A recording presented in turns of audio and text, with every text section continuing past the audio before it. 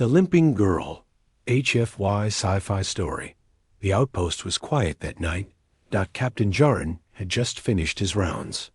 He walked slowly across the dusty road between the medic tent and the storage bay, his boots crunching softly on gravel. The stars above shone like diamonds. Cold and distant. Then he saw her.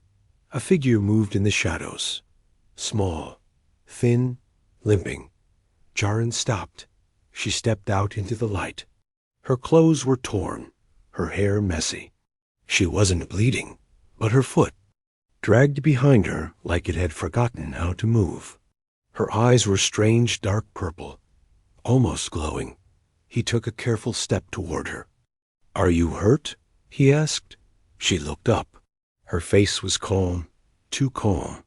Her lips moved slowly. "No, human," she whispered. "It's not pain. The beast inside is waking." Jarin felt a chill down his spine. He opened his med scanner and stepped closer.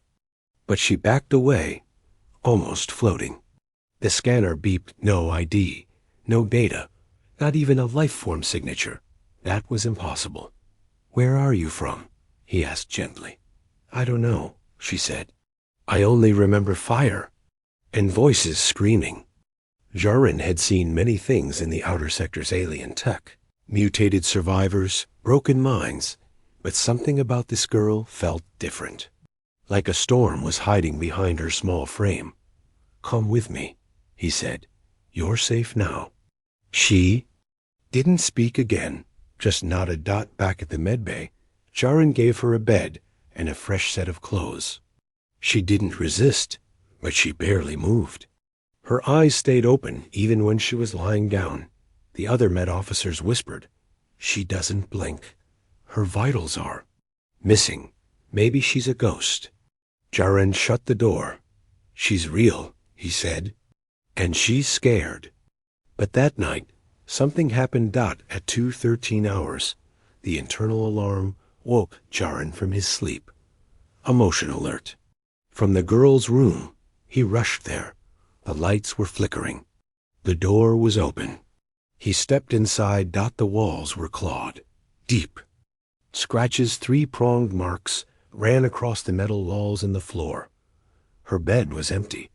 Jarin's heart pounded.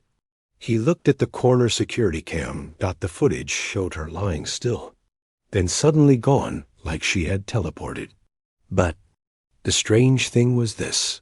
For one frame, just one, there were two images of her. One, the girl, and behind her, flickering like a shadow, a much larger form. Horns, claws, glowing eyes. He paused the video. Rewound. Played again. Same thing. He grabbed his jacket and his weapon. She was out there. And she was not alone. Jarin followed the emergency exit trail out into the forest beyond the outpost. The air was thick with cold mist. The moonlight barely touched the ground. He saw broken branches, then blood, then silence. He raised his light. The girl was standing in a clearing. All around her were the bodies of wild creatures twisted, snapped, dead. But she had no wound, no scratches. Her foot no longer limped. Jarin approached slowly. "Did you do this?" he asked. She didn't turn. Her voice was different now, lower, heavier. "I didn't," she said. "It did." Jarin noticed her hands. They had changed. Not fully human anymore, longer fingers, sharper nails. "It," he repeated. She looked at him now. Her eyes glowed bright blue, and her pupils were vertical. "The thing they put inside me," she whispered. "It's waking up." He didn't raise his weapon. Instead, he stepped closer. "Who are you?" "I don't know," she said. "But it remembers things, old things, from before your kind even walked." Jarin felt a pulse in the ground beneath. His feet. She clenched her fists. "Sometimes I can hold it back," she said. "But not always. Soon, I won't be able to stop it." The wind blew hard through the trees. The animals, even the insects, had gone silent, Then she looked straight into his eyes. "Next time it wakes," she said, "run." Captain Joran couldn't sleep that night. The girl's words echoed in his head. Next time it wakes, run. But Joran wasn't running. Not yet. He sat in the security room, staring at the frozen frame from the camera. There she was, two images in one. The girl scared and quiet. And something else behind her. Taller, wider, glowing eyes and long, sharp arms that didn't belong to anything human. Joran hit play again. The shadow behind her blinked and vanished, like it had never been there. He leaned back in the chair. "What are you?" he whispered. Just then, the power flickered. Lights dimmed. Cameras GLITCHED. Something was wrong. Joran moved fast. He grabbed a handheld scanner and headed toward the girl's room. But as he turned the corner, he stopped. The medbay door was wide open. The walls were darker than before. Burned. The scanner beeped wildly in his hand, like it was sensing multiple life forms in one place. He stepped in. The air was heavy, like breathing smoke without fire. He saw the girl curled in the corner. Her hair covered her face. Her body shook, like she was cold, but sweat ran down her neck. Joran knelt beside her. "Can you hear me?" She raised her head slowly. Her eyes were not hers anymore. Pitch black. No whites. Just black with silver specks, like a sky full of stars. He tried to speak, but she did first. "He's waking," she said in a voice that didn't match her small frame. "He knows you now. Who is he? The one buried inside me? He has a name, but I can't say it. If I do, he'll rise faster." Joran looked down. Her fingernails had grown longer, sharpened like blades. Her arms trembled, holding herself tight.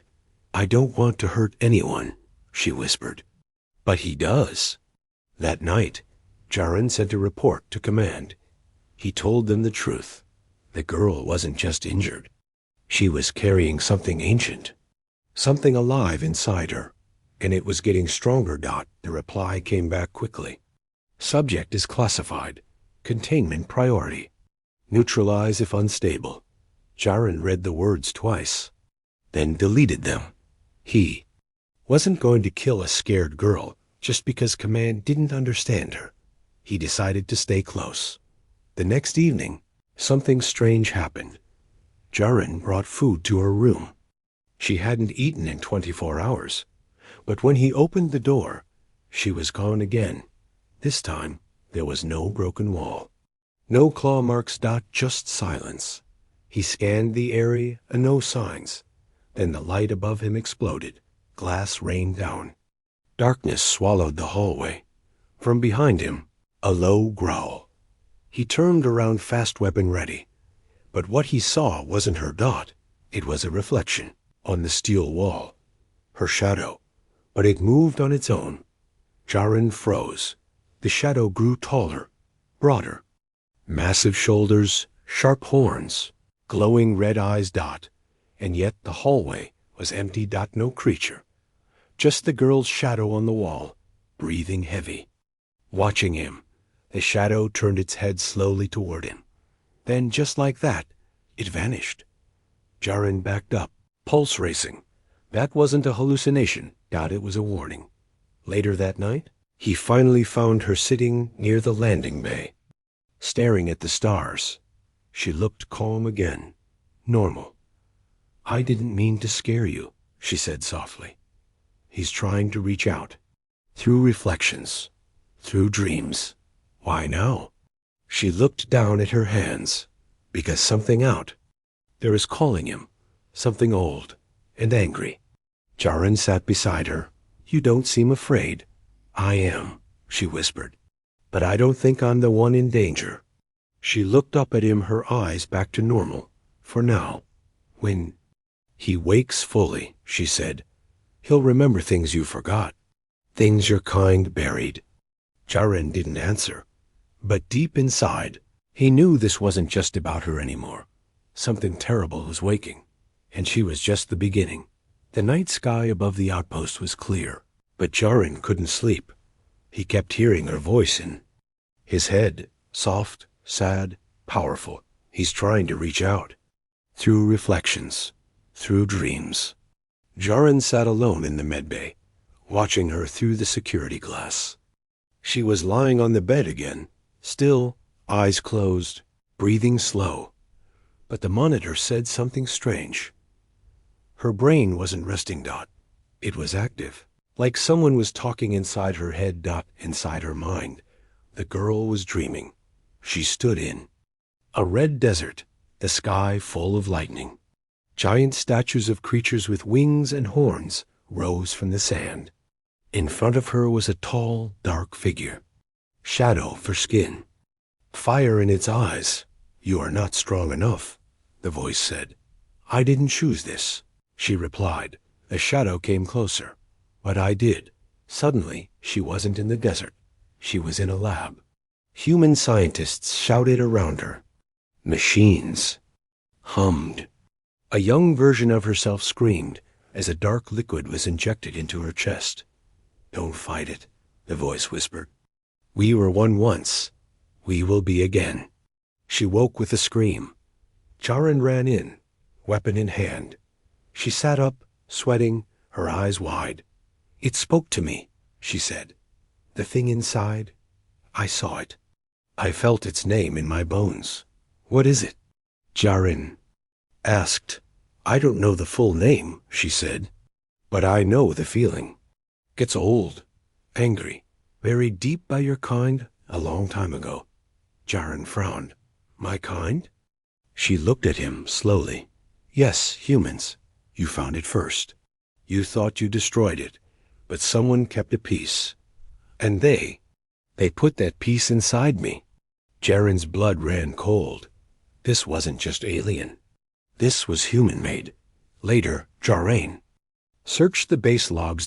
He found a file buried under emergency protocols marked Project DUSK. It showed a child. The same girl. Years ago. Her body was small, frail. But her blood was black. Her eyes burned silver. Doctors called her Subject 19. One of the logs read, "The parasite is ancient, self-repairing, lives between atoms. We believe it's not alive in the normal sense, but remembers pain, remembers war." Another entry. Subject 19 shows emotional resistance. Bonding with staff. Suggests termination before Phase 3.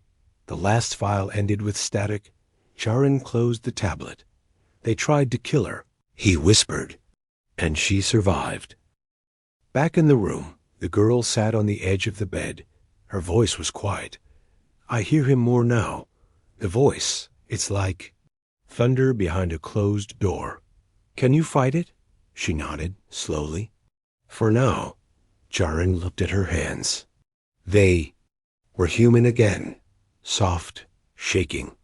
"You're not alone," he said. "I'm still here." Her eyes filled with tears. "You should run."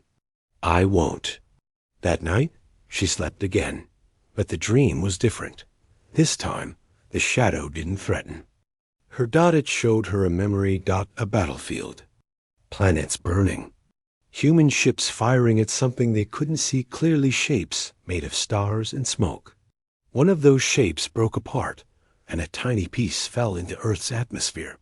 The voice whispered, "They feared us. So they buried use inside their own. We are not monsters. We are memory." She woke up, eyes wide, breathing fast. Jarin was already beside her. "What did you see?" She looked at him for a long time, then said softly, "It doesn't want war. It wants to be remembered." Just then, alarms blared across the outpost. Radar detected incoming ships. Unknown origin. Multiple signals.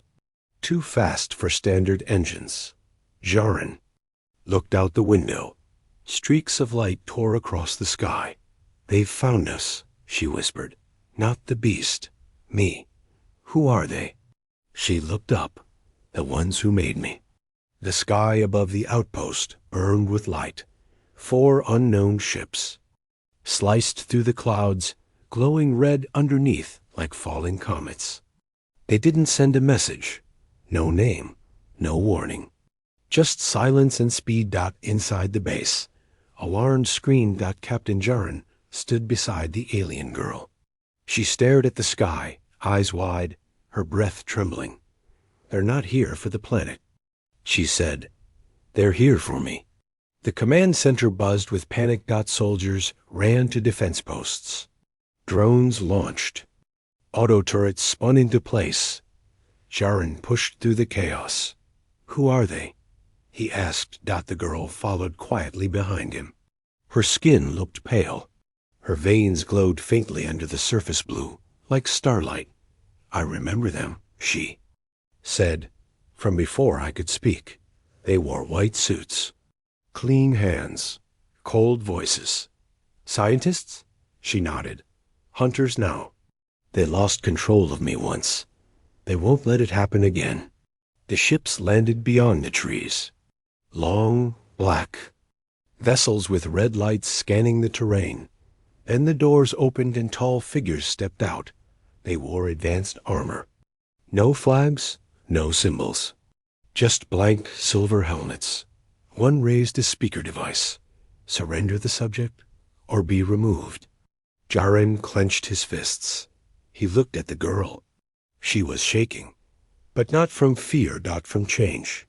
Inside the medbay, her body began to react. Her skin flickered between human and something else thicker, armored, shimmering like scales.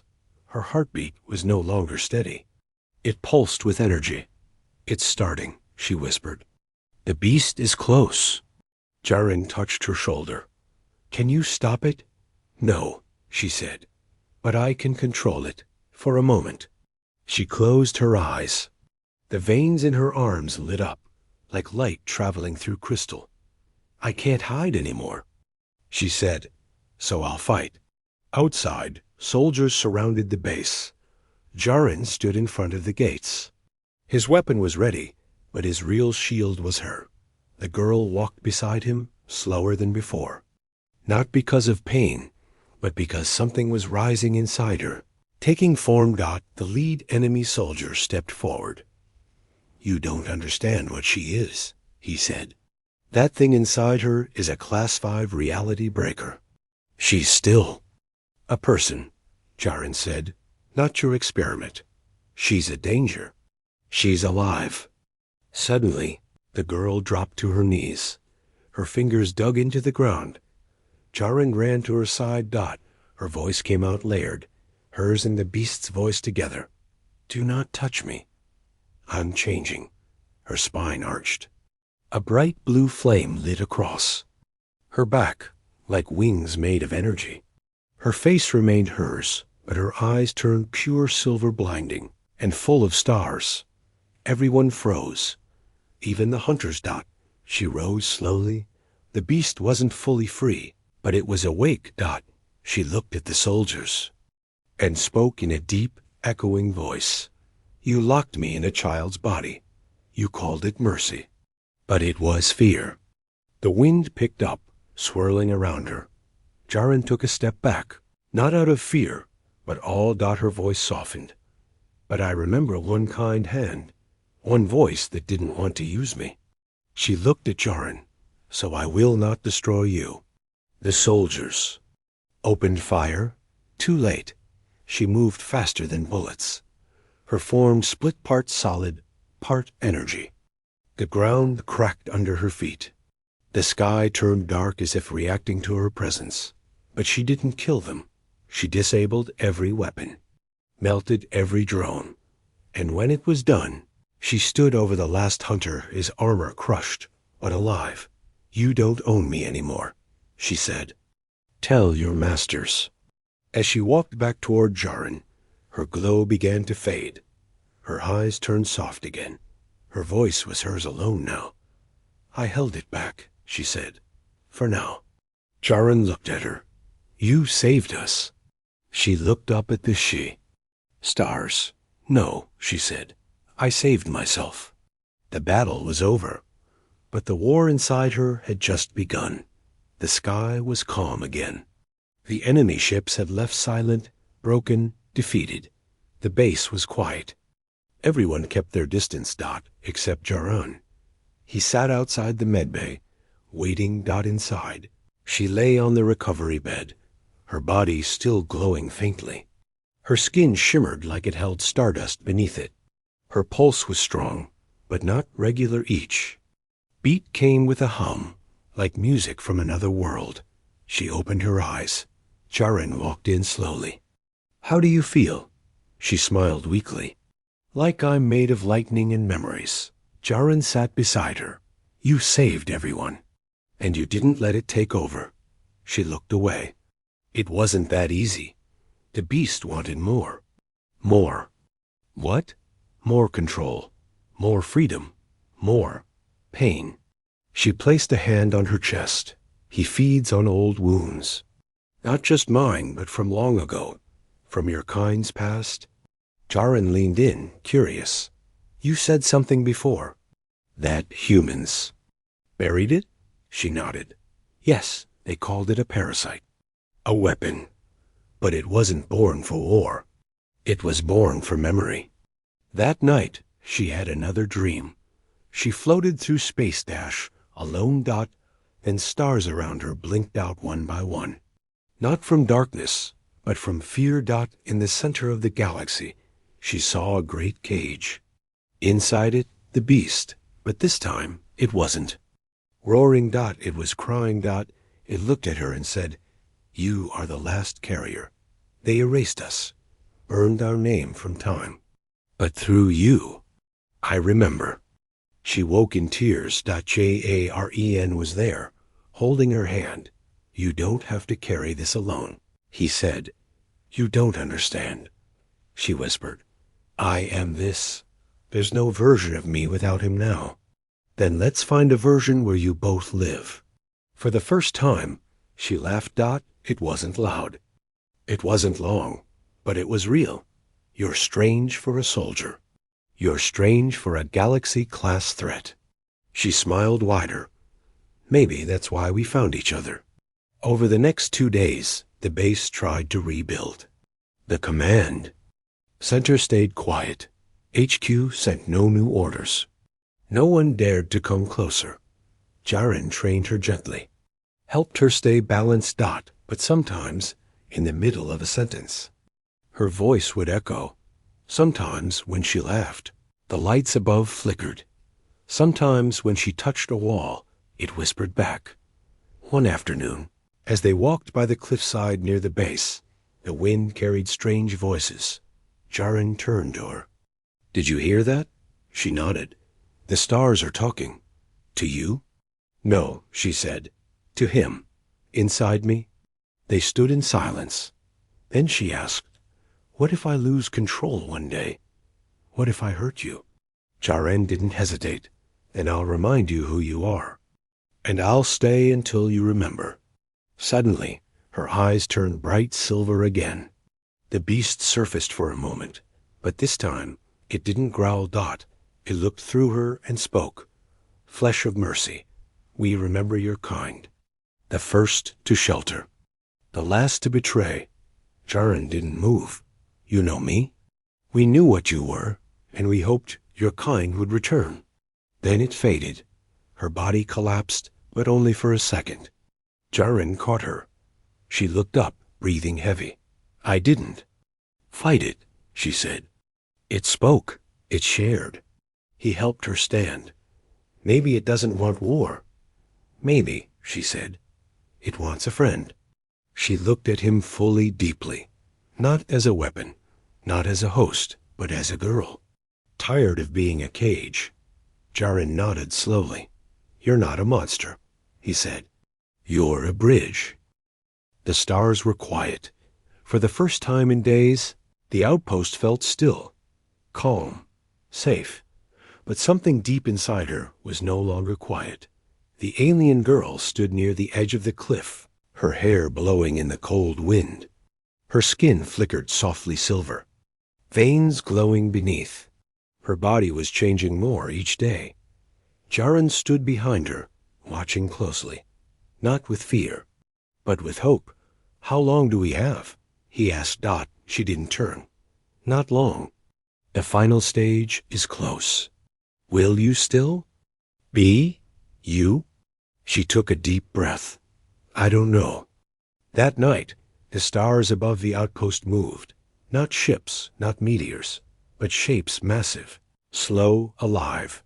Jaren looked through the telescope. His hands trembled. "That's not a fleet," he whispered. "That's something else." She stepped beside him. They heard the beast wake. "They're coming to see if it's true." "Who?" She looked at him. Her voice was steady. "The old ones, from before time had names." Inside the base, systems began to fail. Gravity shifted. Time slowed and stretched out. Her body glowed brighter. Her heart no longer beat like a human's. It pulsed like a star, deep, strong, endless. "I can feel everything," she said, holding her chest.